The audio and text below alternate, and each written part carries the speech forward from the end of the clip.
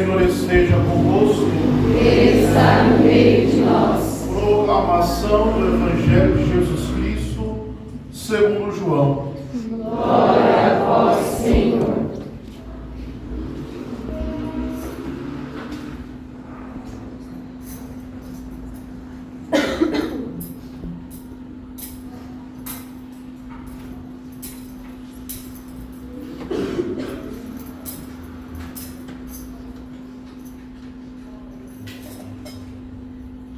Ao anoitecer daquele dia, o primeiro da semana, estando fechadas por medo dos judeus as portas do lugar onde os discípulos se encontravam, Jesus entrou e, pondo-se no meio deles, disse: a paz esteja convosco.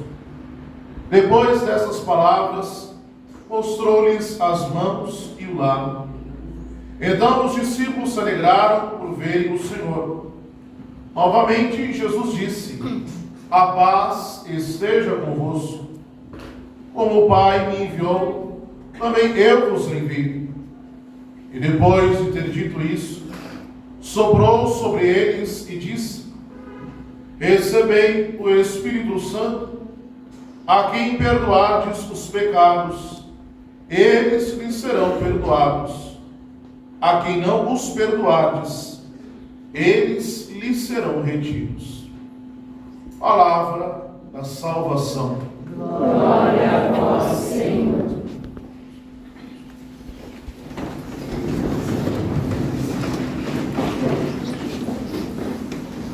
Caríssimos irmãos e irmãs, hoje nós celebramos a solenidade de Pentecostes.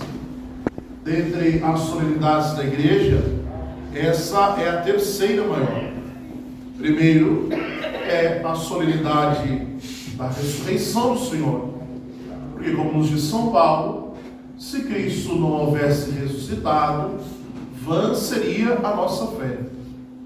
A segunda é, então, a encarnação do Senhor, o dia do Natal, quando Deus vem fazer habitação no meio de nós. E por fim, então, o dia de hoje, a solenidade de Pentecostes, o Espírito de Deus que vem para repousar sobre nós e instaurar, então, o mistério da igreja. Mas para que nós possamos entender melhor essa ação do Espírito Santo, nós devemos, então, entender algumas coisas, alguns sinais que se encontra, então, no Antigo Testamento. O Pentecostes, na verdade, já era celebrado, então, pelos judeus. 50 dias após a Páscoa, eles faziam, então, uma grande festa. Porque assim como nós estamos aqui no outono, lá eles estão na primavera. Então, era como que se todo mundo se reunisse em Jerusalém para festejar, então, as primícias da colheita. Chamava a festa do Shavuot, que era, então, a festa do trigo, a festa da cevada. Então, cada um trazia aquelas suas primeiras colheitas e o povo festejava na rua, se alegrava com isso. Por isso que, como nós escutávamos na primeira leitura de hoje, tinha judeus de todas as regiões. Tinha judeus de todas as partes. Mas também esses 50 dias, quando nós olhamos para o Antigo Testamento, quando Deus tira o seu povo do Egito e os coloca então no caminho da terra prometida, nesses 50 dias de caminhada, eles então se põem ao pé do Monte Sinai. E o que acontece no Sinai? Moisés sobe ao monte para então receber de Deus a lei para o seu povo. Como é que o povo devia pautar a sua vida? Quais eram os mandamentos que o povo deveria seguir para então assim agradar a Deus? E acontece então no Sinai um fenômeno diferente. Porque quando nós lemos o livro do Êxodo, nós vemos que aconteceu como que um grande tremor de terra. veio-se como que um barulho muito grande, como se fosse uma tempestade. E uma nuvem espessa, então, encobriu o monte. Mas se viu, então, os sinais do fogo, como se fosse a erupção de um vulcão. O que estava acontecendo no alto do monte? Foi o momento em que Moisés subiu ao monte e Deus desceu para então entregar a sua lei. E como é que Deus então entrega a sua lei a Moisés? Então, tendo ali 2 tábuas de pedra, Deus, imagine só que naquele momento, somente um fogo muito grande, uma espécie de um raio, como se fosse um laser, poderia então rasgar aquela pedra e marcar ali então os mandamentos do qual o povo deveria seguir. Então, é marcada como que a entrega da lei de Deus para o seu povo. Mas quando nós escutamos a primeira leitura de hoje, acontece algo semelhante. Porque os discípulos estavam reunidos no cenáculo com a presença da Virgem Maria.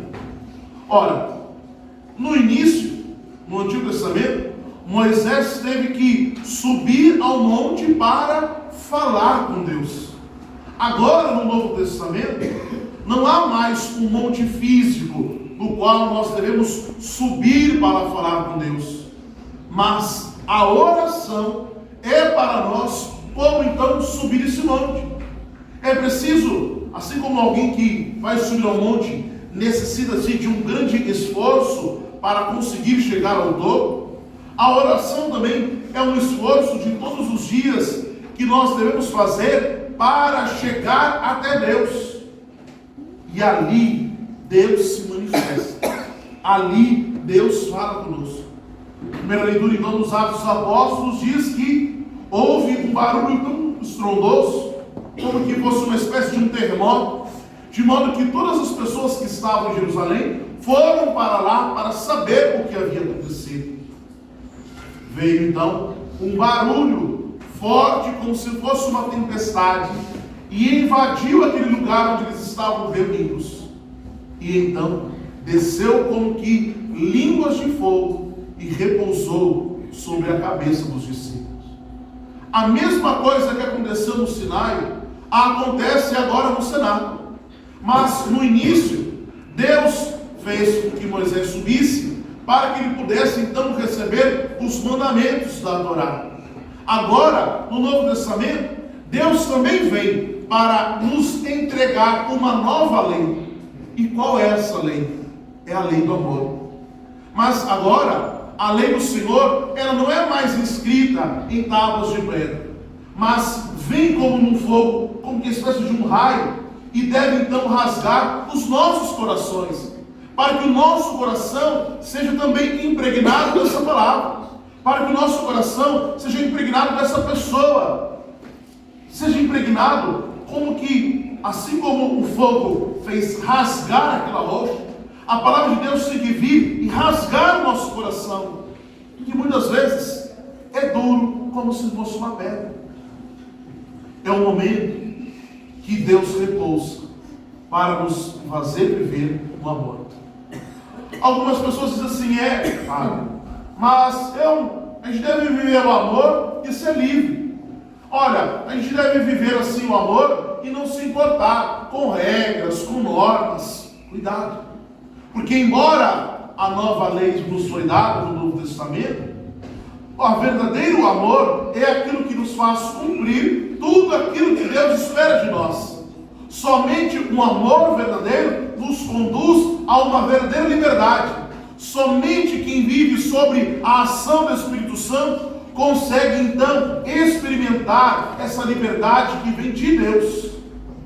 Pentecostes é isso.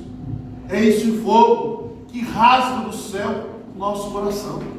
Pentecostes é recebermos essa nova lei de Deus, para que possamos em tudo amar e agradar a Deus em tudo aquilo que nós fizermos.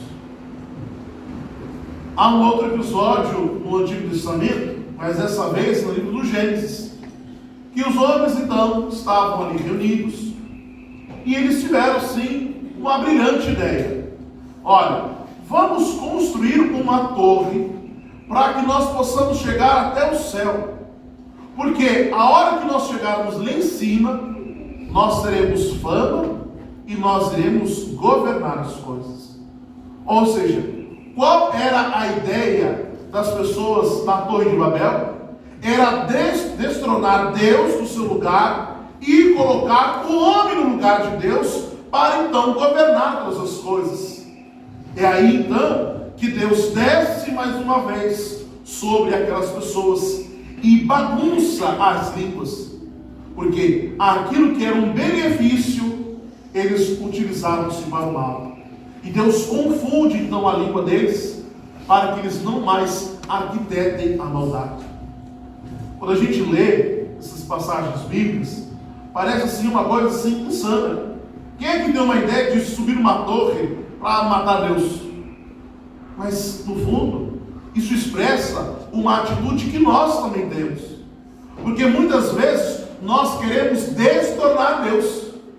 Ou você nunca falou assim: olha, se eu tivesse o poder, eu acabaria com toda a violência. Não, olha, se eu tivesse o poder, eu iria acabar com a fome no mundo inteiro.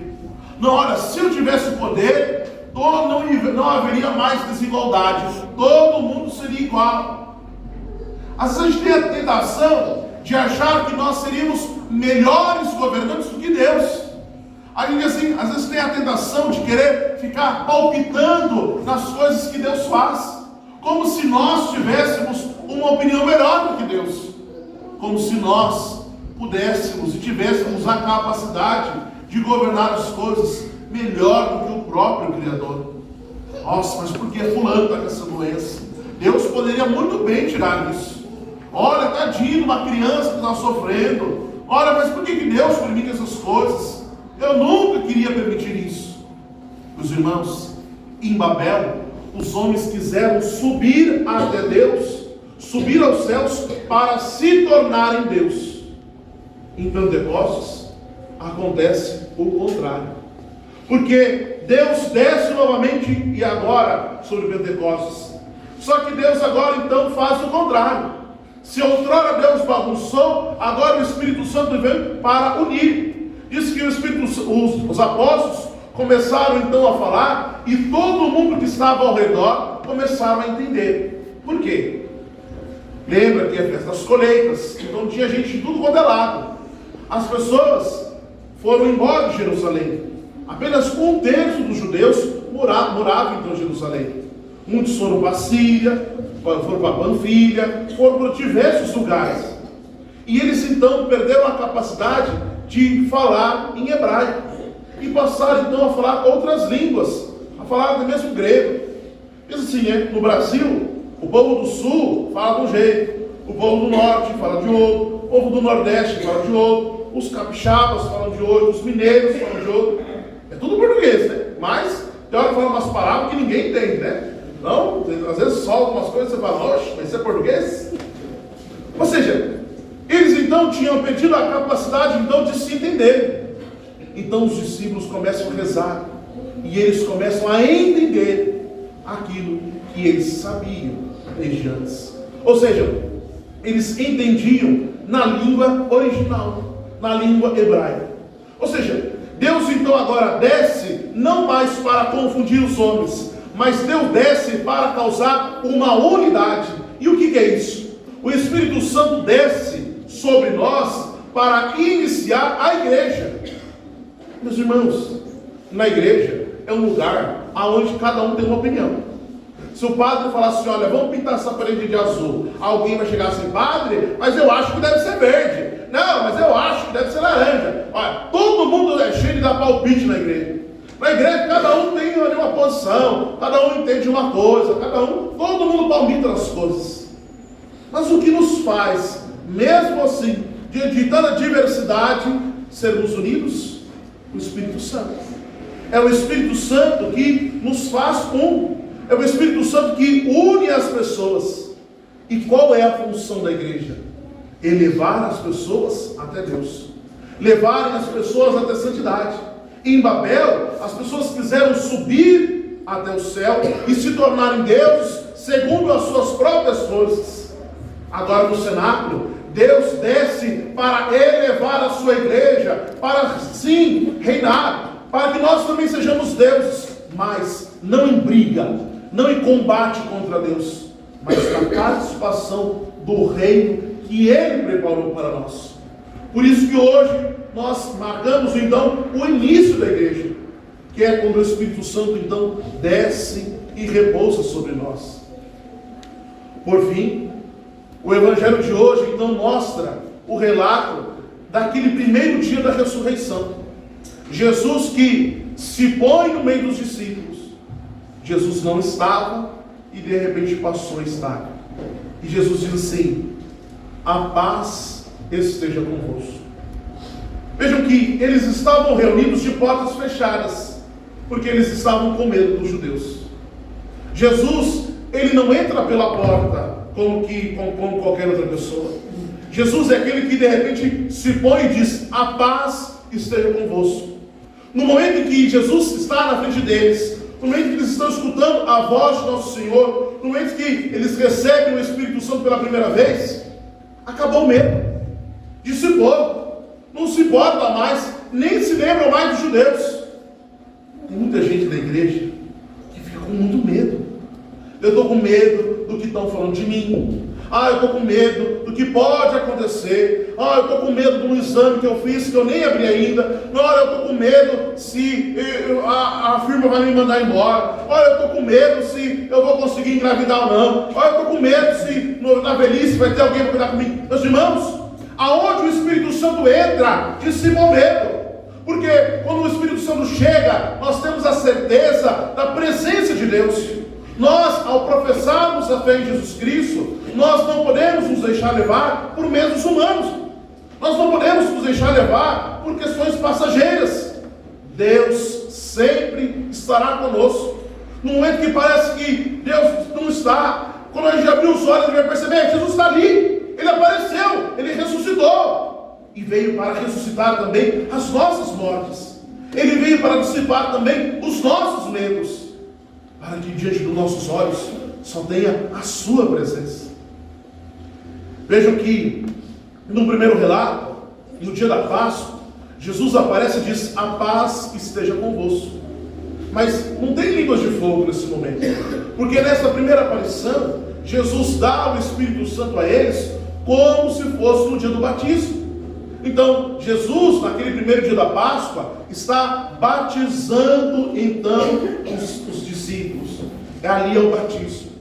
Mas naquele mesmo dia Jesus não está mais. Eles estão rezando na presença de Nossa Senhora e o Espírito Santo desce, mas de uma forma diferente que a primeira, porque o Espírito Santo agora vem em forma de fogo, porque o fogo demonstra a sua força. E esses discípulos que estavam com medo, não tinham entendido o Evangelho, que estavam esperando que Jesus fosse restabelecer a monarquia de Israel, de repente esses homens saem com uma força que não é deles, para anunciar o Evangelho e dar vida. O Espírito Santo vem a nós pela água e pelo fogo. Duas formas de nós nos purificarmos. Pensa quando tem um cano que está entupido, você coloca um jato de água com a pressão muito forte. O que acontece? A pressão da água vem como que limpando, empurrando para fora tudo aquilo que não presta, tudo aquilo que está impedindo então da água passar. Então quando você percebe, o cano, quando ele estoura, ele começa a sair sujeira, começa a sair tudo aquilo que estava obstruindo ele. Mas depois vem a água limpa. O Espírito Santo vem sobre nós com essa mesma força, da água. O Espírito Santo quer arrancar de nós tudo aquilo que é podridão, tudo aquilo que tem nos impedido de amar a Deus. Por mais que aquilo force, por mais que venha com uma força, é preciso que o Espírito Santo nos lave e nos purifica. Porque o Espírito Santo é o que nos levará à santidade. Nós precisamos deixar os nossos pecados, manias, imperfeições, murmurações, situações ruins que passaram, para que possam fluir rios de água viva, como disse Jesus, no nosso coração e na nossa vida. Se você ficar apegado uma situação que aconteceu lá na sua família, ou se o amor do seu pai, o amor da sua mãe, o amor de não sei quem, você nunca vai experimentar o amor de Deus que vem para rasgar, para libertar você. O Espírito Santo vem também como fogo. O fogo, ele é um princípio de purificação. Que nem mata a galinha caipira, você joga na água quente, tira as penas, mas fica sempre aqueles benditos penuches, sabe? Não sai, né? O que você faz? Vai lá no fogo, dá uma sapecada, né? Ou quando pega o leitão, né? Sapeca ali, queima, raspa com a vaca. Né? Não bate, sabe? Tem coisa errada, né? Dá uma galinha para ver se bate um mato, não come. Ou seja, o fogo limpa, o fogo purifica aquilo que é mais difícil, aquilo que não é mais grosseiro, sabe? Aquilo que é pequenininho, que está lá, que é difícil arrancar com a mão. O fogo vem, queima e acabou. Assim também. O Espírito Santo vem para queimar, sabe, certas milímetros nossos. O Espírito Santo vem para queimar, sabe, certas coisas que ainda estão na nossa alma, que a gente ainda está esperando, assim. O Espírito Santo vem e queima aquilo desapareceu, não existe mais. O Espírito Santo também vem como um agente transformador. Aonde o fogo toca, ele transforma aquilo em outra realidade. Se o padre pegar esse papel e tacar no fogo, o fogo vai consumir esse papel. E aí falou, nossa, mas era minha cola, como que eu vou voltar esse papel? Não tem como. Onde o fogo toca, mudou. Se você pega um alimento e coloca ali na brasa, churrasquinho dessa vez, você põe ali, um churrasquinho ali na brasa, o que o fogo faz? O fogo vai assando aquela carne. Fala assim, nossa, acho que assei carne demais. Eu vou botar no micro-ondas ao contrário, para ver se ela fica crua de novo. Tem como? Não. Por quê? Porque onde o fogo toca, ele transforma. A mesma coisa tem que acontecer na nossa vida. Quando o Espírito Santo vem sobre nós, ele causa em nós uma transformação. Eu não posso mais viver a vida que eu tinha antes, quando eu não tinha o Espírito Santo. Eu não posso mais viver antes, como se fosse um pagão. Você pode até tentar, você pode até lutar, mas você não vai conseguir. Porque quando o Espírito Santo chega, toca na nossa alma, não tem como voltar atrás. Você pode até tentar voltar para o pecado, mas você não vai conseguir. Aquilo vai te incomodar, aquilo vai ser difícil. Você percebe que, olha, Deus está me chamando para a santidade, Deus está me chamando a ser algo mais. Eu não consigo mais viver essa vida. Meus irmãos, quando o Espírito Santo toca, não tem mais volta. Quando o Espírito chega, é daqui para frente. Agora é só o caminho da santidade.